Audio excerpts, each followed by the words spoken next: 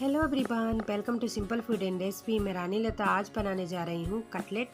South Indian dish है ये और बहुत ही फेमस है और इसको बहुत ही पसंद किया जाता है साउथ में। तो कटलेट को मैं बना रही हूँ 4 उबले हुए आलूओं से और मैं भरवा कटलेट बनाऊंगी। तो उसके लिए स्टफिंग तैयार करूँगी। मेरे पास 4-5 कटे हुए बादाम है और 7-8 किशमिश है बारीक कटी हुई और ये मूंगफली का नमकीन है। तो इन तीनों चीज़ों से मैं बनाऊंगी स्टफिंग कटलेट को के अंदर जो मैं भरूंगी। और ये मेरे पास जो है ब्रेड स्लाइस के साइड कटे हुए हैं, इनसे मैं बनाने जा रही हूँ ब्रेड क्रम्ब। तो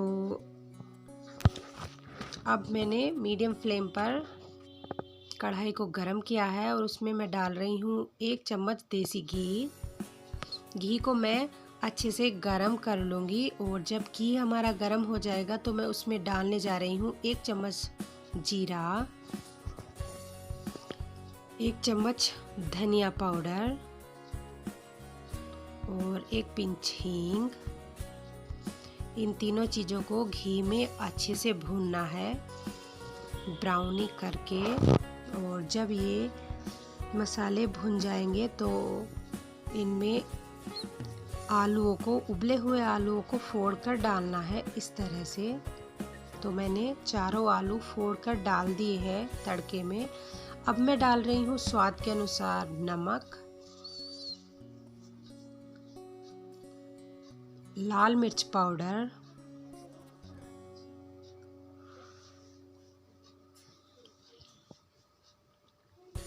गरम मसाला,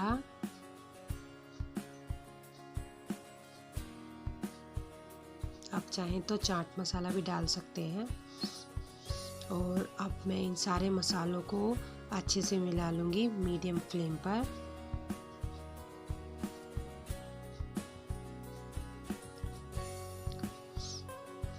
और ये मैं डाल रही हूँ कसूरी मेथी।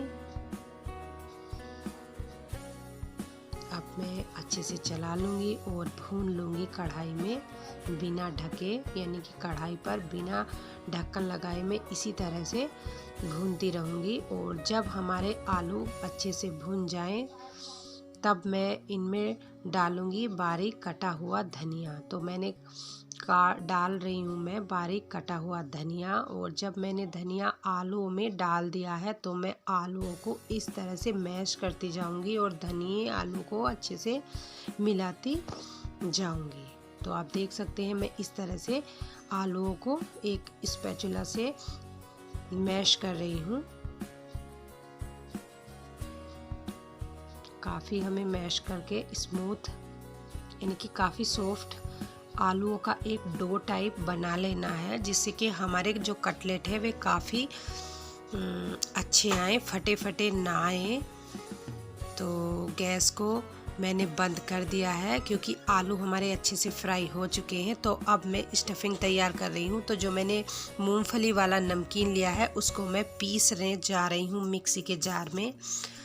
तो मूंगफली अच्छे से पिस गई हैं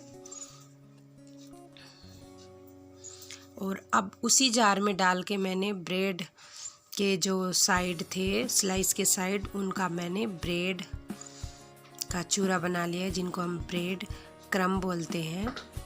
और इन सबको मैं एक प्लेट में निकाल लूँगी। अब मैं स्टफिंग को मिक्स कर लूँगी। जो मैंने ड्राई फ्रूट्स लिए हैं, कटे हुए बादाम और कटी हुई बारीक किशमिश, इन तीनों चीज़ों को मैं एक से मिला लूँगी क्योंकि हमें कटलेट, भरवा कटलेट बनाने हैं। तो स्टफिंग को मैंने एक कटोरी में निकाल दिया है। तो जो मैंने आलू फ्राई किए हैं, यानी कि आलू मैंने अच्छे से भून के मैश कर लिए थे, उनको मैंने एक प्लेट में निकाल लिया है और इस तरह से मैंने आलूओं को फैला लिया है। और अब मैं इन आलूओं को अच्छे से ठंडा कर लूँगी। आलू हमेशा ठंडा करने के बाद ही कटलेट बनाएं, नहीं तो हमारे जो आलू गरम गरम है वे काफ़ी पतले होते हैं, यानी कि ढीले होते हैं, उनमें जो है कटलेट ठीक से नहीं बन पाते। तो इस तरह से मैं फ्राई आलू को बना लूँगी, यानी कि मल लूँगी। और फिर मैं छोटे छोटे गोले आलूओं के बना रही हूँ। इस तरह से छोटे छोटे गोले बनाने के बाद मैं इनके अंदर जो है स्टफिंग भरना शुरू कर दूँगी।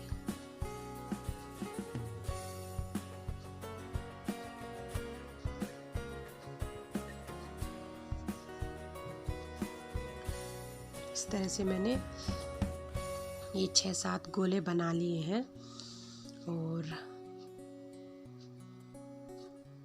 ये मेरे पास ब्रेड क्रम्ब है और ये मेरे पास ड्राई फ्रूट्स और नमकीन, पिसी हुई नमकीन को मैंने मिक्स कर लिया है। तो अब मैं भरने जा रही हूँ इन आलूओं में ये स्टफिंग जो मैंने तैयार करके रखी है। तो एक एक चम्मच मैं डालती जाऊंगी आलूओं के बीच में। और हमें ये स्टफिंग काफ़ी ध्यान से भरनी है, जिससे कि आलू सॉफ्ट होते हैं, वे बाहर ना निकले।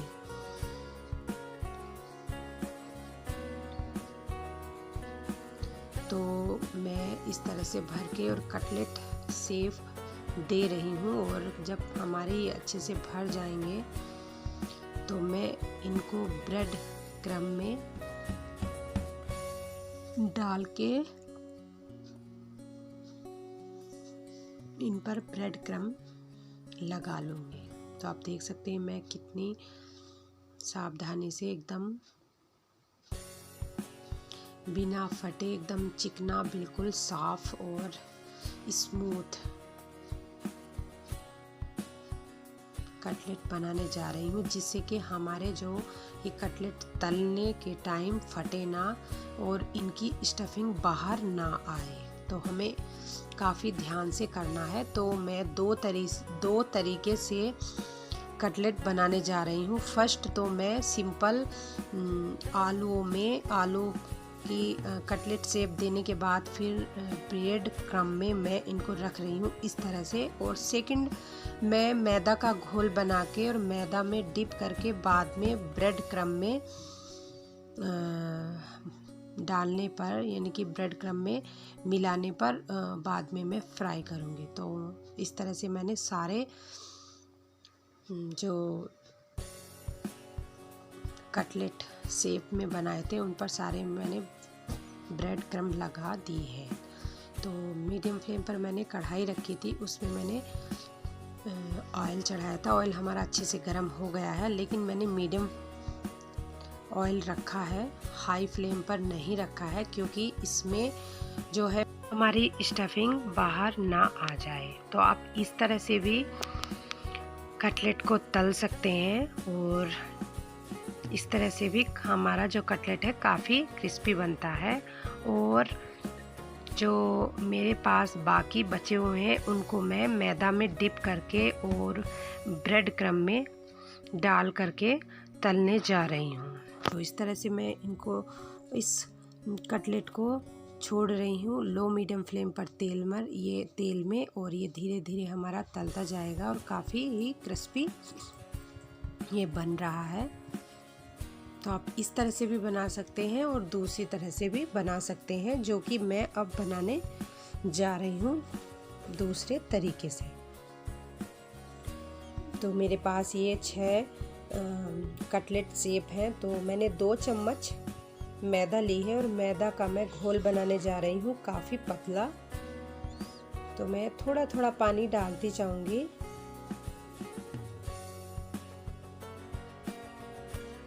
और मैदा को घोलती जाऊंगी। मैदा को हमें थोड़ा थोड़ा पानी डालकर ही मलना है, नहीं तो हमारा जो मैदा का घोल है उसमें जो है गांठें या लंप वगैरह दिखाई देंगे। तो आप देख सकते हैं मैंने काफ़ी पतला मैदा का घोल बनाया है। तो अब मैं एक एक कटलेट्स जो मैंने शेप दी है उनको मैं मैदा में डिप करती जाऊंगी, यानी कि डुबोती जाऊंगी और ब्रेड क्रम्ब को इन पर लगाती जाऊंगी। इस तरह से आप देख सकते हैं मैंने चारों ओर से और इस तरह से ब्रेड क्रम्ब लगाए हैं। और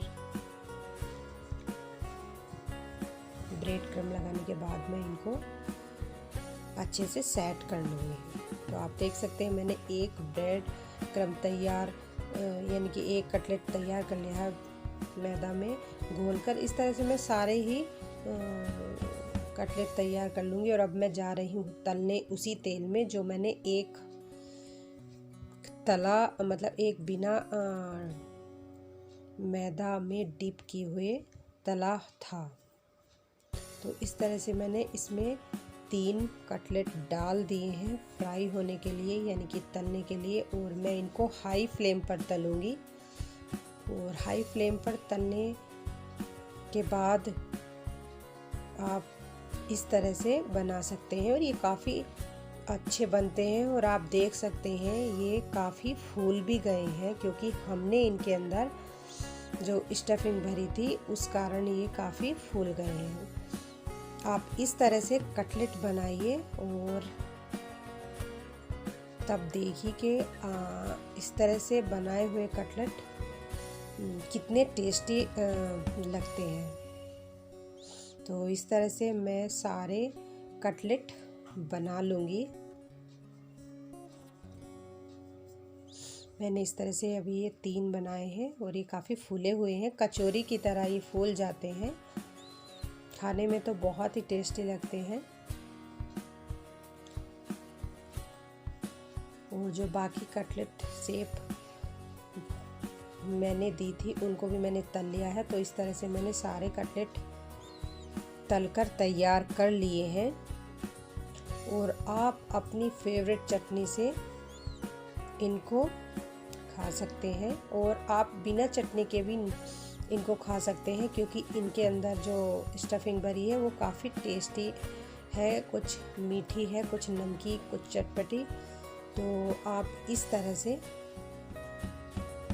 कटलेट बनाकर और कमेंट बॉक्स में लिखिए कि आपको ये कटलेट कैसे लगे। तो मैं आपको एक कटलेट काट कर दिखा रही हूँ और आप देख सकते हैं काफ़ी फूले फूले कचौरी की तरह दिखाई दे रहे हैं। तो मैं पिज़्ज़ा कटर से काट रही हूँ और मैं अंदर की स्टफिंग दिखाने जा रही हूँ कि हमारे जो कटलेट हैं जो मैंने अंदर इनके स्टफिंग भरी थी वे किस तरह से दिखाई दे रहे हैं। तो आप देख सकते हैं ये अंदर की स्टफिंग है और ये अलग दिखाई दे रही है, आप देख सकते हैं। तो उम्मीद करती हूँ कि आपको ये कटलेट की रेसिपी पसंद आई होगी। तो आप मेरे चैनल को लाइक कीजिए, शेयर कीजिए और सब्सक्राइब करना बिल्कुल ना भूलें। मिलती हूँ एक न्यू रेसिपी के साथ। रखिए अपना ढेर सारा ख्याल। तब तक के लिए बाय बाय।